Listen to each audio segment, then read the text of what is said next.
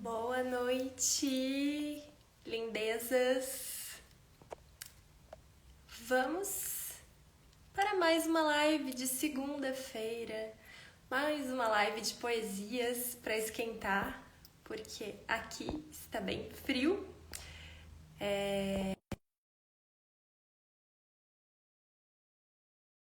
Minha boca. Não sei se no vídeo aparece, mas está literalmente saindo aquela fumacinha tipo Titanic da minha boca, de tão frio que está. Mas vai esquentar, por quê? Porque teremos uma live maravilhosa hoje com Thales. Thales já está aqui. Já vou.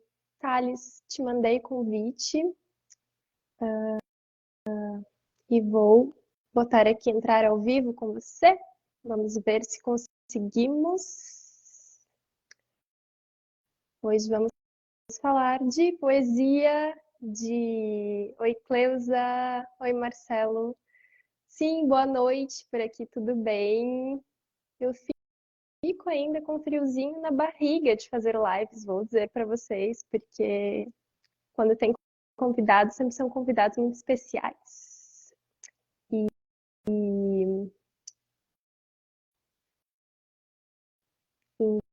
então, dá um friozinho na barriga, porque é uma responsa dividir esse espaço com pessoas maravilhosas.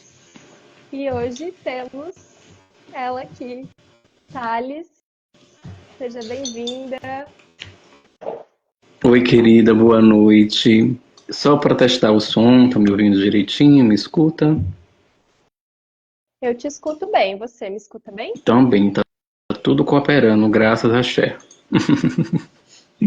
Oh, com as tecnologias, né? Tem toda uma É função, sempre assim, na hora de importante fazer testar os live. canais, né?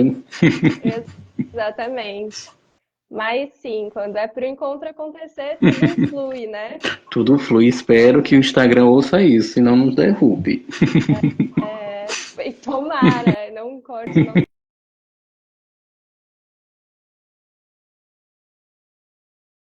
aceitar o meu convite. Em primeiro lugar, né? Eu vou te apresentar aqui brevemente, tá? E depois a gente vai conversando e poemando e, enfim.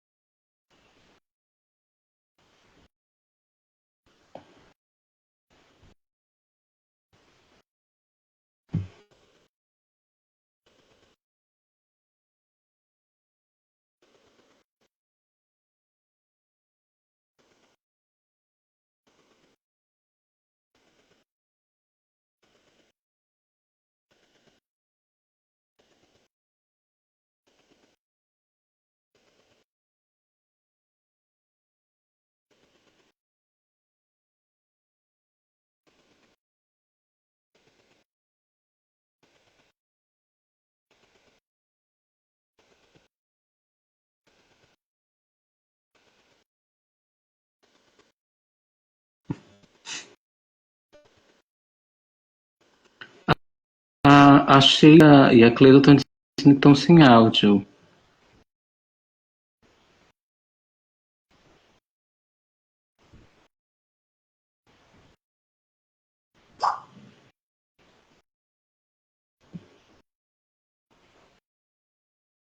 Eu acho que ela não tá. Rafa, eu acho que Cleusa e Sheila tá falando que tá sem áudio, você. Não, o áudio não tá.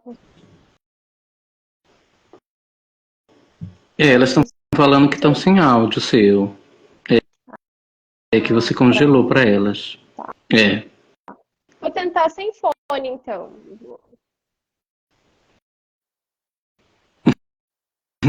Congelou. Também de frio, né? Não só a imagem.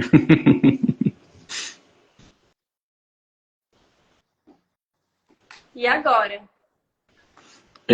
Ela também falou que travou. E agora, gente? Voltou-se? Que tecnologia é assim mesmo, né, gente? Para mim ficou mais estável. Para mim ficou mais estável. Não sei se para o público também. Oi, gente. E aí, Rafa, voltou-se? Estamos roteando, não estamos? A Cleisa falou que está na escuta. Ai, que ótimo. Parece que... Oi...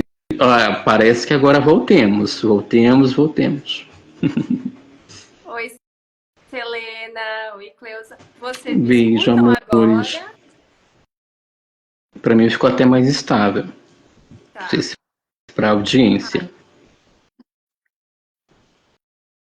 Bom, vamos seguindo. Qualquer coisa vocês avisam pra gente.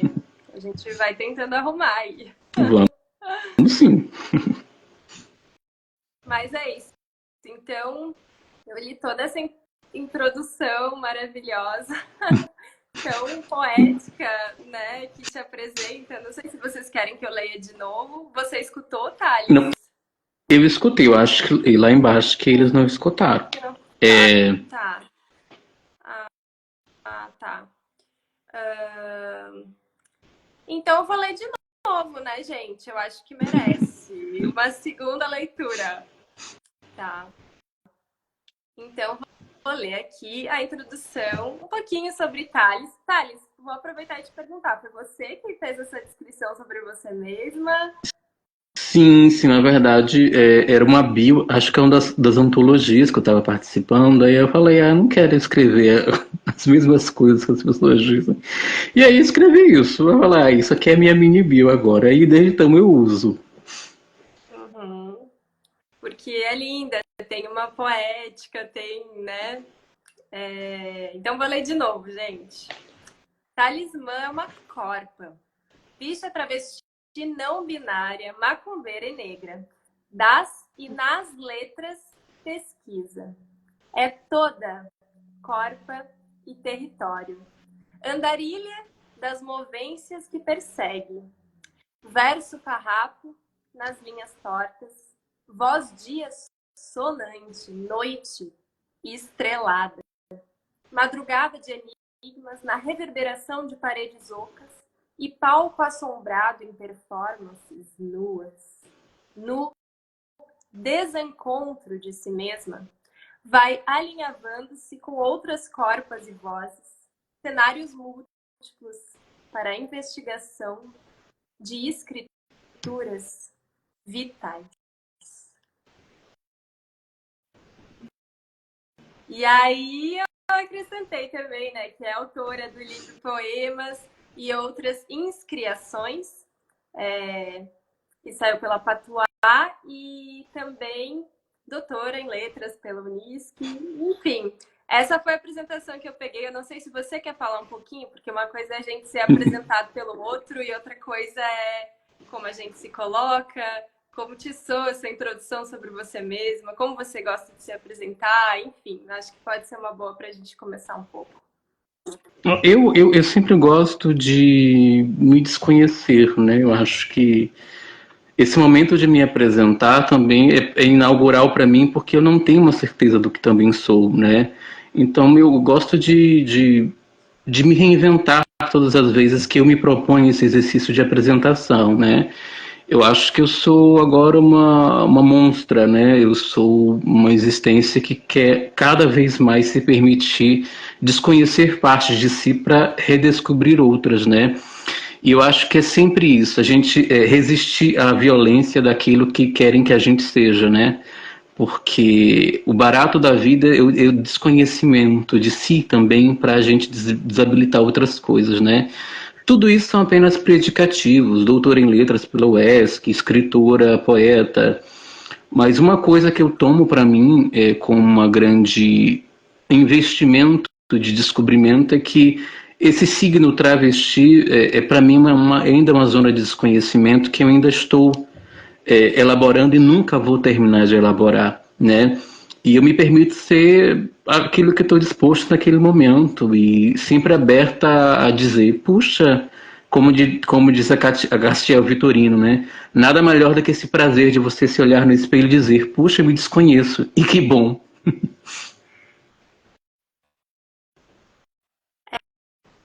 Na minha percepção, é um ato de coragem também, porque é muito.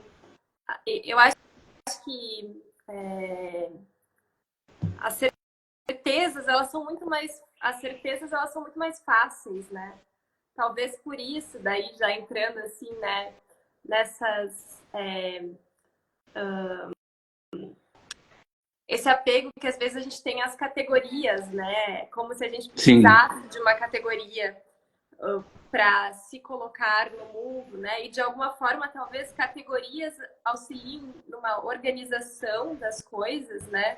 Mas ao mesmo tempo, se a gente ficar muito preso nisso, a gente também não enxerga as outras possibilidades que a gente pode ter de existir, de se colocar no mundo, né?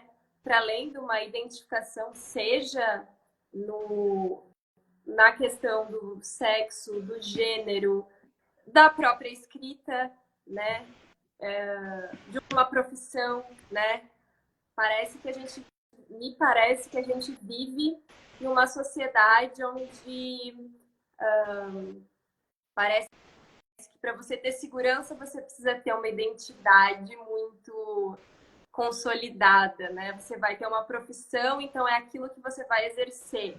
Você vai ter, né, um gênero, então você vai se portar de acordo com aquele gênero. E por isso que eu vejo muito a posição de se colocar no mundo enquanto literatura como um ato político, porque a tua literatura tem uma linguagem, né, que também é subversiva de alguma forma, né? E aí eu ia te perguntar, né, justamente isso, se tu enxerga que a poesia pode ser um ato, ou como a gente brincou no título dessa live, uma ata política, né? E como é que foi, assim, a escolha, né, do título do teu livro, do teu processo de escrita, a escolha dos poemas? Tu pensou nesse sentido algo com essa intuição de subverter, de trazer um outro olhar, ou para ti é algo mais orgânico mesmo, é simplesmente de um desejo, né, enfim, de se expressar? Eu acho que a primeira coisa dessa sua pergunta, que é, né, se a poesia pode ser política, ela pode ser e pode não ser. A poesia é nada e a poesia é tudo. No sentido de que, para longe de uma abordagem utilitarista, ou seja, a poesia tem que servir a tal coisa, eu acho que a poesia também tem o seu inutilismo, no sentido de que ela não se prende a uma utilidade, ou ela não precisa se vincular a uma utilidade para ser funcional. Às vezes também o jogo da poesia está na sua inutilidade, ou seja, naquilo que a gente acha que ela deveria chegar, mas ela não chega entregando outras coisas, né? Então a poesia, nesse sentido, e compreendendo a minha corpo, os meus movimentos de gênero, políticos, existenciais e toda essa rede que me atravessa a partir de uma posição de sujeita, a poesia é a minha condição ontoexistencial. O que eu quero dizer com uma posição ontoexistencial? É que a partir da poesia eu precisei redesenhar algumas regiões existenciais, onde o mundo me devolvia. Você não pode ser existente. A poesia me ajudou a redesenhar essas categorias, no sentido de que eu posso recriar possibilidades existenciais. Eu posso me pensar para além dessa violência normativa. Eu posso pensar a minha corpo e a minha existência para além desses lugares de interdição, para além dessas geografias de morte. né? Então a poesia me ajuda, não no sentido de que ela vai me entregar os sentidos e vai me entregar os instrumentos específicos e vai me entregar tudo pronto, mas ela, ao mesmo tempo que me entrega algo, ela me desautoriza esse uso. É paradoxal mesmo, né? Na mesma medida que ela me ajuda a me refazer, ela me desfaz, na mesma moeda. Tudo junto, tudo misturado, tudo concorrendo ao mesmo tempo, né? Eu acho que por isso que surge o Poematos, né? O primeiro que se chama Poematos e outras dois pontos inscriações, né? Eu adoro esses jogos de palavras, né? Porque faz que esses jogos de palavras a gente crie brechas em sentidos estabilizados, né? Eu acho que poematos para mim não é só poemas, não é só atos, né? É esse ato de corporificar uma certa selvageria performática da poesia, né? São poematos, né? E esses poematos são divididos em 4 sessões, né? E cada uma dessas sessões elas correspondem a uma dessas tônicas que eu tentei percorrer durante uma produção poética que acho que uns 10 anos de compreensão, que eu fui recolhendo esses escritos, né? E aí o outras, não é outras de outras inscrições, é outras dois pontos, ou seja, e aqui, essa abertura à alteridade mesma, né? Poematos e outras, ou seja, as minhas outras facetas, as minhas outras perspectivas, aos meus outros desconhecimentos, a própria alteridade como um puro devir selvagem que eu não vou dar conta. E o inscriação, né, ele surge no sentido, eu estava muito tremulado pelo sentido de patos, né, nietzschiano, e criação no sentido da gente se criar, se gestar-se a si mesmo. Não no sentido de autonomia e autossuficiência, mas é que a gente sempre está nesse jogo de remontagens, né? A gente não tem um eu que é inquestionável, um eu que é um núcleo duro, um eu que é essência. Quando a gente diz que eu sou tal coisa, a gente sempre está remontando uma porrada de mosaicos para dizer, compor uma imagem final que a gente diz, neste momento eu sou isso. Só que isso muda o tempo todo. Só que se a gente for no dia seguinte, daqui a 10 anos, daqui a 20 anos, a gente já vai ter outras imagens. É claro que a gente pode se alienar disso e dizer, não, eu não mudo, isso aqui não passa, né? Mas é sempre esse jogo relacional. Então, o inscriações surge no sentido de que são inscrições que se criam a partir do palco que é o corpo, do palco que é a realidade, do palco que é o mundo, do palco que é o outro. Eu acho que é uma dobra, né? É uma dobra sobre si mesma que pensa, eu sou eu e a outra ao mesmo tempo. Eu sou eu e o mundo ao mesmo tempo. É sempre um dentro que é fora e um fora que é dentro, né? Então, pensar a poesia para mim é lamber essa dobra entre o dentro e o fora, o selvagem e o doméstico, o sentido e o irrepresentável. E a poesia ela não vai dar uma receita, ela vai dizer: você pode fazer um bolo a partir de qualquer coisa, mas. E no final das contas, isso pode nem ser bolo. Eu sei que é uma loucura, né? Mas para mim a poesia é isso. A gente está seguindo para nossa cabeça uma receita de bolo e a poesia diz: você nem seguiu a receita, isso não é nem bolo. Aí a gente pergunta: e o que é? E a poesia só ri porque ela é também mistério. Ai, quanta frase linda! Achei linda perguntando como eu faço para compartilhar essa live, que eu acho que merece mesmo. Ela tem, eu acho que tem uma setinha aí no cantinho direito, que aí se você clicar, deve aparecer ali para compartilhar com outros amigos e dá para ir mandando por mensagem. E no WhatsApp, chama a galera também, chama todo mundo, porque vai ter, no fim, ainda, obviamente, poesias, né?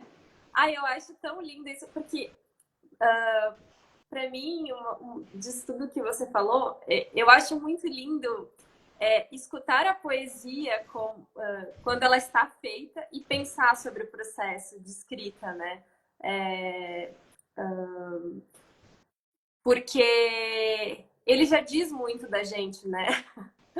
E a forma como ele se produz, e é quase uma necessidade, né? Assim, eu tenho lido uma escritora chamada Annie Ernaux, que tem um livro que se chama Escrita como Faca e Outros Textos, que são entrevistas dela, então é justamente falando sobre o processo de escrever. E sobre como se dá essa necessidade, né? E eu acho muito interessante porque tem uma frase dela que diz mais ou menos assim, que a escrita é a única possibilidade quando se traiu. E aí eu fiquei com isso e tô com isso, e agora eu fico discutindo assim, eu fico pensando se daqui a pouco o fazer poesia também não é como uma solução última quando a gente traiu aquela identidade que era esperada de nós também. Aquilo que, como você colocou, está dentro de uma heteronormatividade que vai querer que a gente se porte, se vista, fale ou haja de acordo com estereótipos que já nos são colocados desde uma tenra infância, né? Coisas que a gente nem se lembra, provavelmente, né? Então, eu acho que a escrita tem muito a ver com o inconsciente também, né?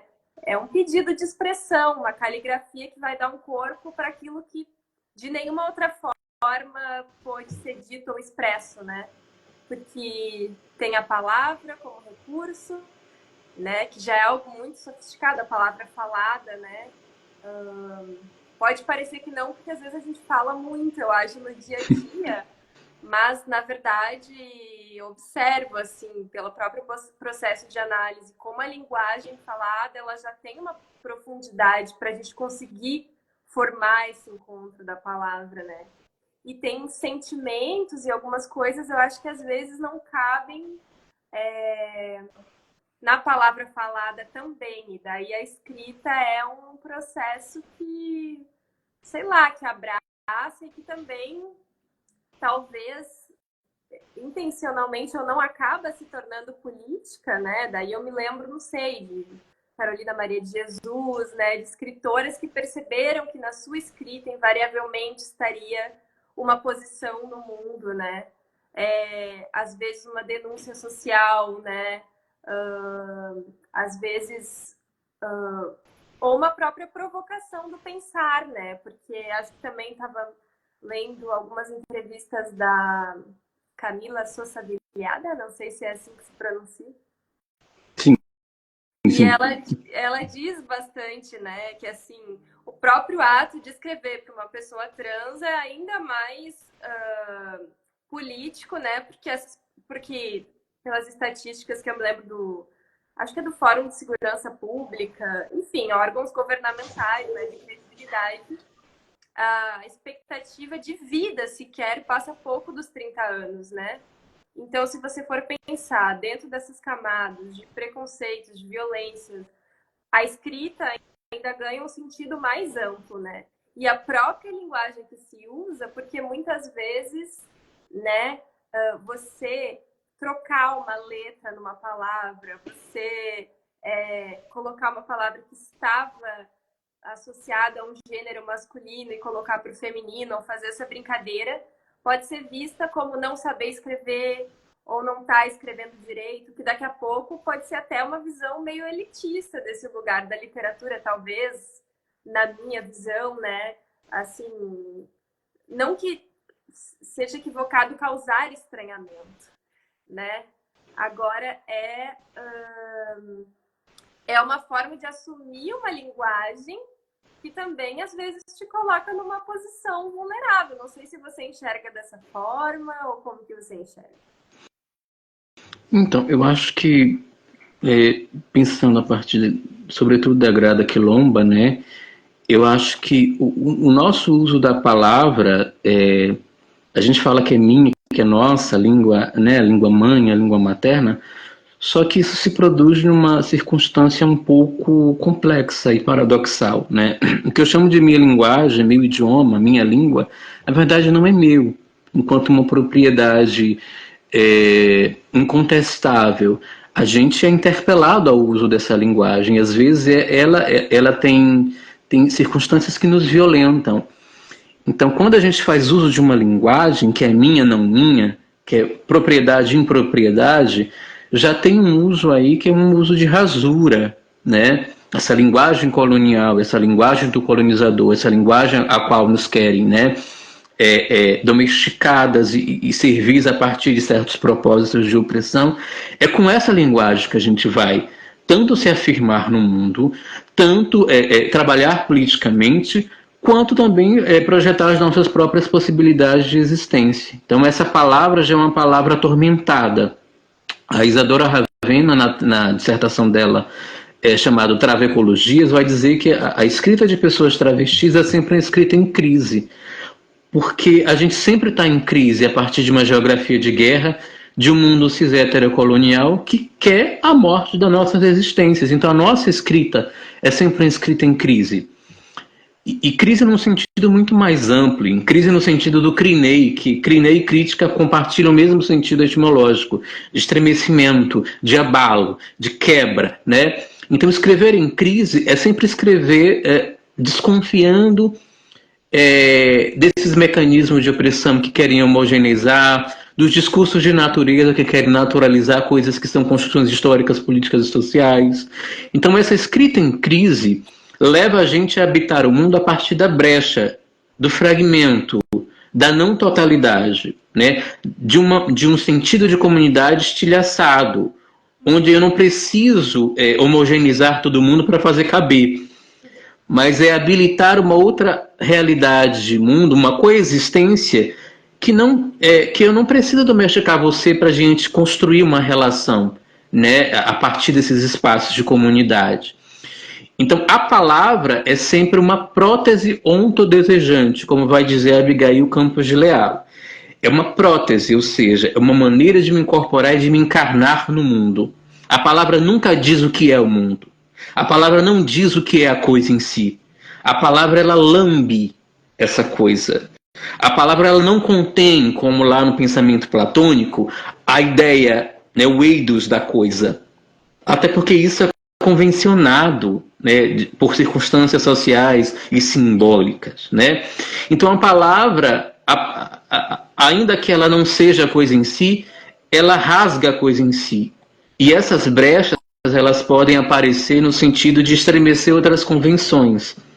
Para que uma palavra funcione numa comunidade de uso, a gente precisa convencionar e dizer, gato para mim precisa simbolizar isso, e para você também precisa simbolizar isso, e a gente vai entrar num acordo dizendo que quando eu digo gato, você está entendendo que é gato. Só que o sentido e a palavra, eles deslizam o tempo todo, né? E algumas brechas aparecem e vão aparecer alguns equívocos, né, que a gente vai chamar de equívoco, mas é o próprio movimento da palavra. Ela gera suas zonas de estabilização e gera suas zonas de equívoco, né? E alguns desses equívocos trazem pequenos abalos em grandes ficções de poder. Pátria, família, Deus, pessoa, humano, né? Todas essas palavras são também conceitos. E alguns desses conceitos, eles precisam tirar para fora os excessos para que eles funcionem de maneira lisinha, de maneira inquestionável. E é a partir daí que a gente infecta a palavra dizendo, olha a palavra, você quer se dizer natural, mas você não é natural. Você está o tempo todo nesse jogo, nessas mobilizações de sentido que às vezes vão ser contraditórias, mas que vão habitar no mesmo plano da significação. Então, só para finalizar, para a gente a palavra é uma prótese, é uma gilete, uma garra afiada, é um instrumento onde a gente vai o tempo todo inquietar uma superfície plácida, calminha. Não tem aquela imagem de águas paradas, né? O nosso movimento é mostrar que aquelas águas paradas, com o movimento do vento, de uma pedra, elas vão tremular, ou seja, elas não estão só lisinhas, elas não são sempre o tempo todo lisinhas, né? Tem ondulações, tem fricções, tem arestas que não se resolvem, e tudo isso é jogo, e tudo isso é linguagem, tudo isso é construção de sentidos, né? E eu acho que a beleza disso tudo é mostrar também a tecnologia, o artifício, que a gente não é tão natural, ou o natural não é o nosso paraíso. Pelo contrário, nós somos técnico-bioculturais, como diria a dona Haraway, e o povo preciado. Então a gente precisa também olhar que nós somos seres em relação. e que a relação nunca escapa dos nossos horizontes. Para o bem e para o mal, a gente sempre é ser em relação, e seres protéticos, e seres artificiais. E a gente precisaria ver a poiesis que é nisso, né? A poiesis que está numa relação entre o eu e o outro que produz todos esses sentidos. Vida só é vida a partir disso. Eu e outro. Não existe vida, e aí nem no Freud lá ele vai dizer que a pulsão de vida é a fricção entre vida e morte. Então, até nisso há fricção. Então, nós somos seres relacionais e o outro está nos nossos horizontes. Mesmo quando a gente não quer e mesmo quando a gente quer matá-lo. O outro sempre é uma instância que só faz relação a partir disso. E só existe vida a partir dessa fricção.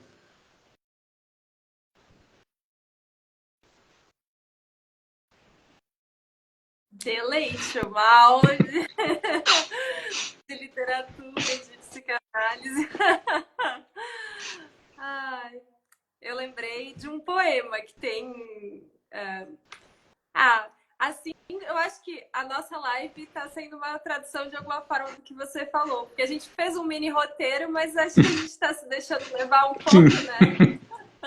Eu lembrei de um poema, eu não me apresentei formalmente no início, né? Enfim, deve ter pessoas aí do seu público também. Eu sou jornalista de formação, na verdade, né?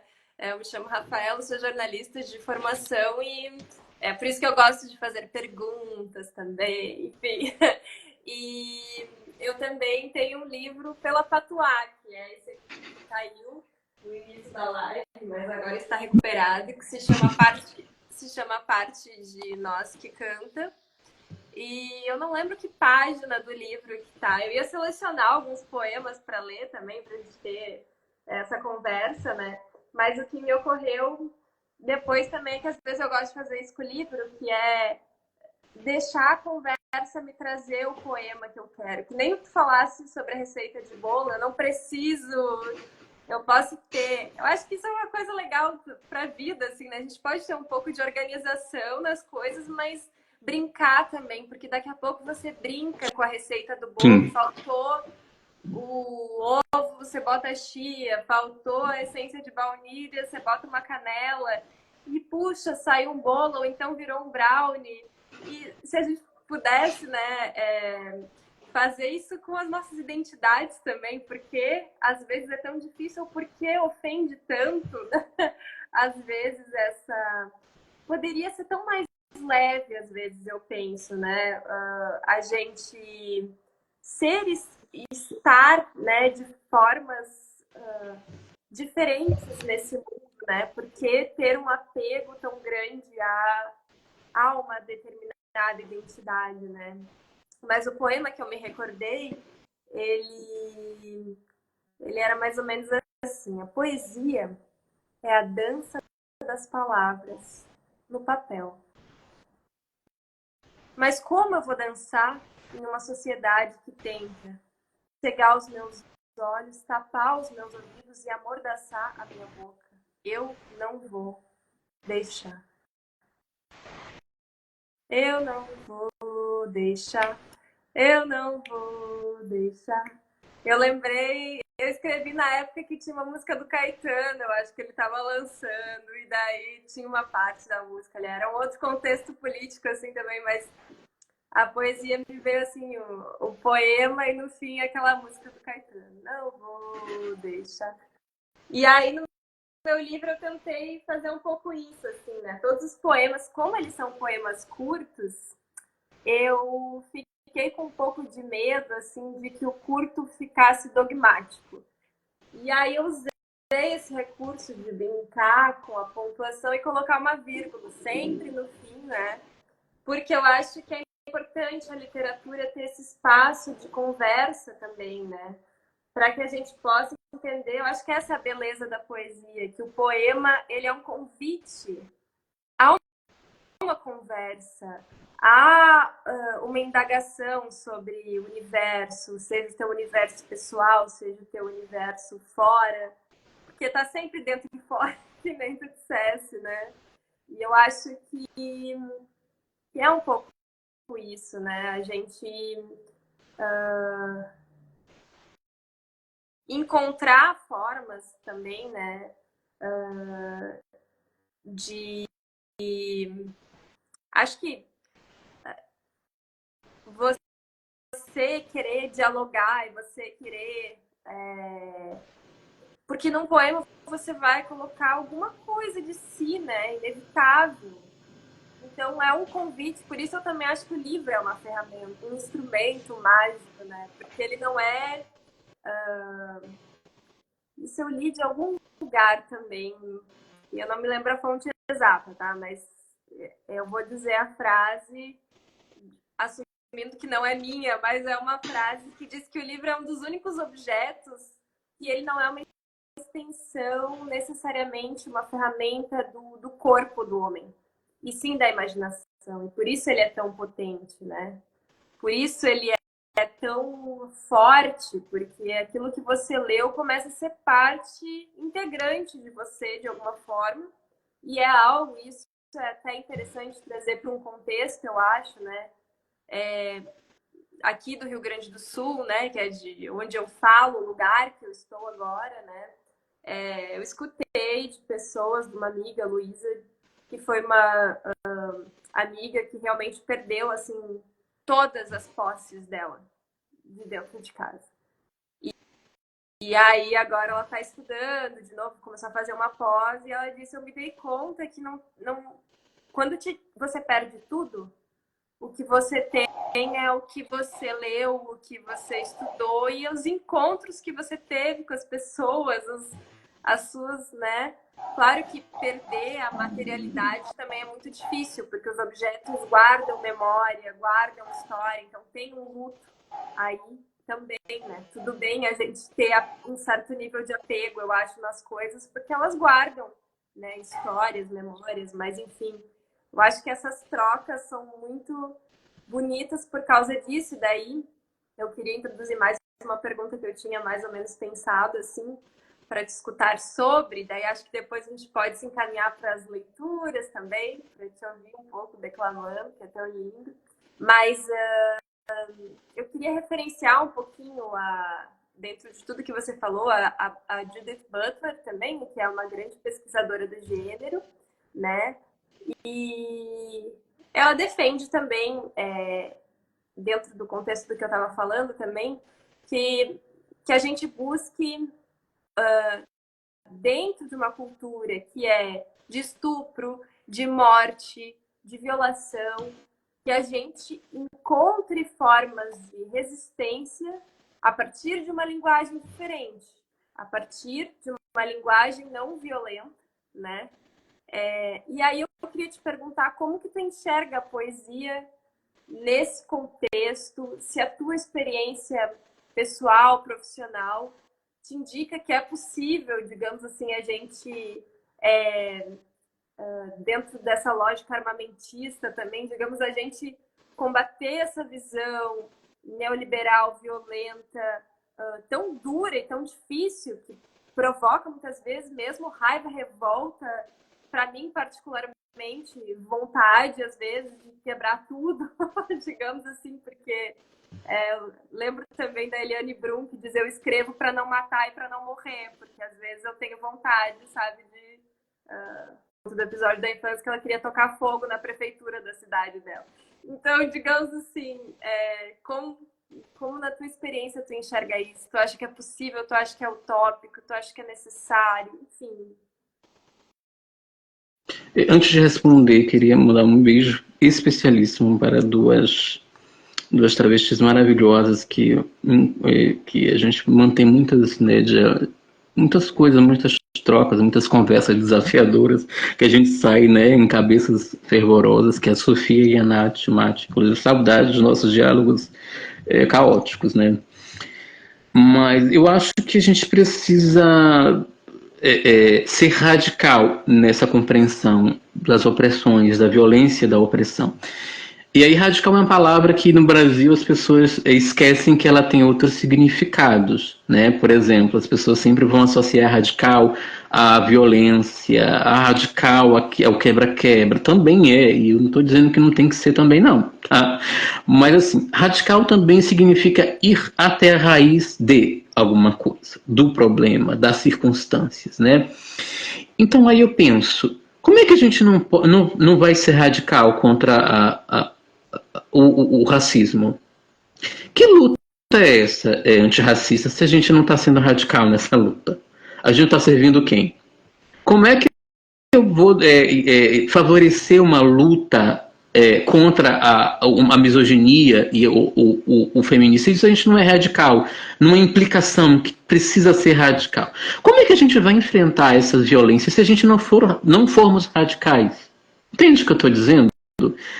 Não tem como a gente falar de um processo de transformação sem uma radicalidade, uma urgência que é tonificada por uma necessidade de sermos radicais, no sentido de irmos até a raiz da coisa. Ir até a raiz da coisa não é bonito. Ir até a raiz da coisa significa que a gente precisa se afundar no fundo do poço, com todo mundo, todos, todas e todes. Ser radical significa que às vezes você vai ter que antecipar a sua destruição, no sentido de que você vai precisar perder os seus privilégios, você vai precisar perder a forma como o mundo te coloca numa posição privilegiada. Tem muita gente falando de revolução, tem muita gente falando que é aliado, tem muita gente falando que é parceiro, mas, né, isso só vai até a página 1. Porque quando a gente propõe um salto mais radical, aí vão surgir algumas respostas do tipo: o movimento negro não pode ser tão radical assim, gente, né? E aí, às vezes, as pessoas vão comparar uma violência que é da opressão com a violência dos movimentos sociais. É uma simetria cretina. Quem dera que no Brasil o movimento negro radical fosse tão radical ao ponto de se equiparar à violência antinegra. Não tem comparação. O nosso movimento negro ele não consegue ter uma violência que vai bater de frente com a violência do Estado, por exemplo. Então, como é que é isso? Eu reclamo da radicalidade do movimento negro que não existe, porque eu acho que tá tudo comparado, é tudo a mesma coisa. E não é, né? E aí, uma outra coisa que é importante, a gente precisa redistribuir violência. E outro assunto espinhoso, né? A J. Mombassa vai dizer o seguinte pra gente: não tem como a gente ficar construindo projetos de revolução se a gente não redistribuir a violência. Se a gente não redistribuir a violência, a gente vai continuar tacando chicote nos lombos de quem já recebe essa violência. Porque o problema dessa violência é que ela nem aparece como violência. Aí é que está o problema. Como é que a gente vai construir um projeto de transformação social se minimamente a gente ainda nem tem condições de apontar que tais conjuntos de ações são violentas? Como é que a gente, enquanto nação, vai discutir transformação social se a gente não vê a violência contra negro, contra indígena, contra travesti como violência? Não tem como. Ou a gente redistribui a violência no sentido de que a gente precisa beber o pur dessa ferida todo mundo. A gente precisa sentir o cheiro dessa ferida todo mundo. Ou todo mundo desce pro abismo, lida com as coisas que a gente não gosta, com os cheiros, com os odores, com as imagens, com a carnificina que este país, o Brasil, se chama, desde 1500, né? O projeto de país, de nação que a gente tem é uma grande ferida purulenta e necrosante, que se ergueu com muito sangue negro, sangue indígena, sangue dissidente, né? Ou a gente, enquanto nação, reconhece que o nosso projeto de nação deu certo, no sentido de que está exterminando as minorias. E é um projeto que desde o início foi esse, gente, não nos enganemos. Mas a pátria, nós temos que ser patrióticos. A gente precisa investigar, na verdade, o que é esse projeto de pátria que desde Portugal a gente está perseguindo. Ele está dando certo, a população negra está morrendo, as comunidades originárias desde 1500 estão continuando morrendo, né? As travestis estão morrendo, a lesmo-homotransfobia correndo solta. Então está dando certo dessa perspectiva, porque esse projeto nunca foi diferente. A gente tem um projeto de embranquecimento no país. Isso é política pública. Então, que Brasil eu estou dizendo? O que é essa nação que tanto me empurram goela abaixo e eu não estou entendendo? Uma nação que me nega, que nega as indígenas, que nega os negros, que nega as travestis. Sendo que este é o povo que sustenta este construto todo. Então, ou a gente vai reconhecer, se olhar no espelho e diz, eu tenho uma face de um necropolítico, eu tenho uma face de um assassino em mim. Ou a gente não vai mudar nada e tudo vai virar discurso vazio. Ou a gente está disposto a perder privilégios, a perder confortos, a perder hereditariedade, a perder monopólios, oligopólios, ou a gente nem vai começar a falar de transformação social. Eu estou farta de transformação social empreendida por os mesmos homens dos partidos que tentam falar pela gente porque a gente não sabe falar, né? Somos uma massa infantil. São os homens que ainda continuam, os homens dirigentes, que continuam dizendo pra gente, saiam da sala de estar, crianças. As pessoas grandes estão discutindo o destino de vocês, sem vocês. Ou a gente percebe esse grande movimento e começa, né, a desmascarar essas violências, redistribuir a violência, perder o mundo. A gente precisa fazer com que algumas pessoas percam a sua ideia de mundo. Porque aí agora, depois, a gente vai começar a construir a partir dos escombros. Porque se a gente continuar assim, eu no fundo do poço e você em cima dizendo, eu estou com você, mas você está lá em cima. Como é que você está comigo se você está lá em cima? E você não está nem fazendo questão de descer. Então você não está comigo, você não é a minha aliada. Você descobriu que isso de alguma forma aplaca a sua culpa. Só. Eu sei que são coisas difíceis, mas temos que atravessar os espinhos dessas discussões. Até porque senão corre-se o risco, né, de um deslocamento, e aí eu acho que já vou deixar aqui duas coisas. Teu potencial político, porque eu acho que esses discursos, bem ou mal, em algum lugar eles precisam ser escutados. Eu acho que o espaço da política é isso também, né? Então, te incentivo a pensar sobre. E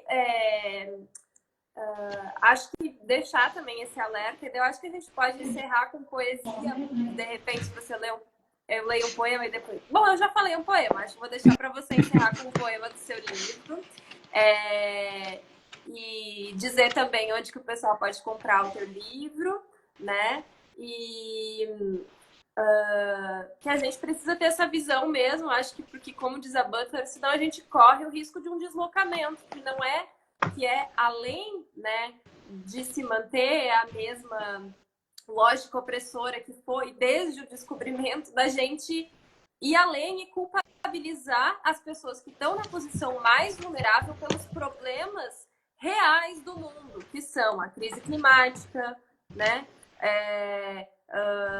Enfim, colocar como violentas as pessoas, como ameaças, né, fantasmáticas, as pessoas que já estão numa posição mais vulnerável, em detrimento de uma negação, para que possa seguir essa negação, né, dos problemas reais do mundo e colocar como bode expiatório as pessoas que já são as mais vulnerabilizadas, ou seja, a população pobre, a população negra, né? E acho que cabe um adendo também, que é bem isso. O que é a radicalidade, né? Assim, daqui a pouco, quando você entra numa pauta, claro, isso eu ia te perguntar também, antes de tu ler o teu poema, se tu acha que a poesia é radical, porque eu acho que acho que a radicalidade não é matar o outro, não é tocar fogo no outro, não, mas é achar uma outra forma. Mas e eu acho que o diálogo, o debate é a ferramenta mais democrática, né? Que se possa pensar nesse sentido, porque a partir do diálogo algo tem o potencial de mudança, né? Porque se você não escuta e você não dialoga, fica nessa cumplicidade de um silêncio que é confortável só para um certo percentual de pessoas, né? quando na verdade a violência ela está acontecendo, né? E às vezes, dependendo do lugar onde você está, você acha que a violência não está acontecendo porque ela não está aos seus olhos, né? Então, assim, algo que a Butler fala muito, escutar as pessoas, né? Se você não está numa posição de precariedade, vá ver como está outra pessoa que está numa condição mais precária que você, para você entender as camadas de precariedade. Ela diz que quando a gente compreende isso, só há dois caminhos. Ou você vai pegar aquela vida, você vai dizer como a gente pode se melhorar, como eu posso te incentivar, como a gente pode mutuamente, né, buscar outras formas de vida vivíveis, como ela diz, como ela coloca, né? Eu acho muito bonito isso. Ou você destrói essa vida, né? E nós não queremos um mundo todo normativo, onde todo mundo que ousa pensar diferente vai ser eliminado, né? Eu, pelo menos, não quero, e acho que quem está assistindo aqui também não. Enfim, eu acho que eu já falei bastante, né? E, enfim, eu espero que se tudo der certo, essa live fica salva, vocês compartilham com pessoas maravilhosas e que vão se beneficiar dessas palavras. E, enfim, vou deixar você encerrar um poema de tua escolha aí, teu livro, enfim, o que tu quiser, o espaço é teu. Eu queria agradecer de antemão, né, o convite, né, e também essa disposição da abertura do Open, né, só para falar um pouquinho sobre essa coisa da radicalidade, né. Eu acho que a poesia é radical no sentido de que ela vai no fundo sem fundo, ou seja, ela vai no abismo, né. E o abismo é a região abissal onde a gente desarmado a partir de todos os sentidos que a gente constrói. O abismo é a angústia, o abismo é o desamparo, o abismo é o nosso emudecimento, não porque a gente perde a capacidade de dizer, mas às vezes é porque dizer também é naquela região impossível onde dizer já não é mais preciso, né? E isso é impossível para a gente, quanto animal simbólico. Mas a poesia, ela vê esse impossível e diz, ela ri e diz, eu vou fazer ser impossível, possível. É impossível porque é possível, e é possível porque é impossível, né? Então, sim, a poesia é radical porque ela vai nos levar num fundo que é sem fundo, onde a gente não vai encontrar uma raiz, né? Vai encontrar rizoma. E aí a gente vai lidar com isso de várias formas, né? Cada um vai saber o que é o abismo, como é que se dá essa mordida da angústia em relação ao que ainda não sabemos dar nome, né? E aí, só para falar que o meu livrinho está disponível no site da editora Patuá, né? E na minha bio do Instagram vai ter lá o link. Então, se quiserem comprar, né? Comprar os nossos livros, inclusive, vamos ajudar, né? Escritoras independentes, todas que estão fazendo o seu corre aí, é importante para a gente manter essa cadeia de circularidade, né? E aí o poema que eu escolhi para encerrar se chama Messiânica, né? E está na segunda parte do meu livro chamado Verbélicas Bicharias. E nessa parte do meu livro eu trago muito Pajubá, eu trago muito essa vocação mais ácida de corromper a linguagem, de desautorizar lugares, símbolos, né? É uma coisa bem contra, né, todas esses estados de sítio. E aí eu vou recitar para vocês. Messiânica. De tudo aqui fazer sangrar, sumarenta promessa do meu existir. Se sangro em cada esquina, marco perpetuamente, sem a mansidão do corteiro, o asfalto do anjo adiado. Tenho a tal marca, incisão transversa, na fronte que me dizem bestial. Eu devoro suas raízes amargas e as regurgito, emplasto para minha pele, dura da lida do dia. Não tenho portas, meu direito é o segredo. Na noite que dizem escura, pois já vem tão bélico quanto santo, o anjo justiceiro. Primeiro abre a baguilha e goza, depois ceifa as almas das primogênitas, incógnitas, sem o choro das matronas enferrujadas. Mas há de vir dos pastos precários, subúrbios mananciais, esquinas iluminadas por estrelas, uma trava mana montada. será motivo de honra e desagravo para as obtusas gerontocracias.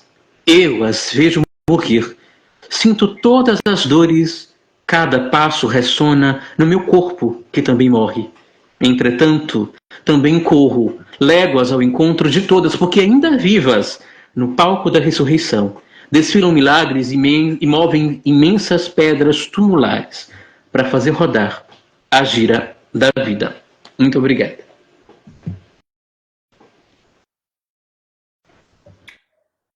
Obrigada, gente. E obrigada a todos que assistiram e acompanharam aí também. Cuidem-se, fiquem bem e até uma próxima, quem sabe, né? Beijo, beijo, gente.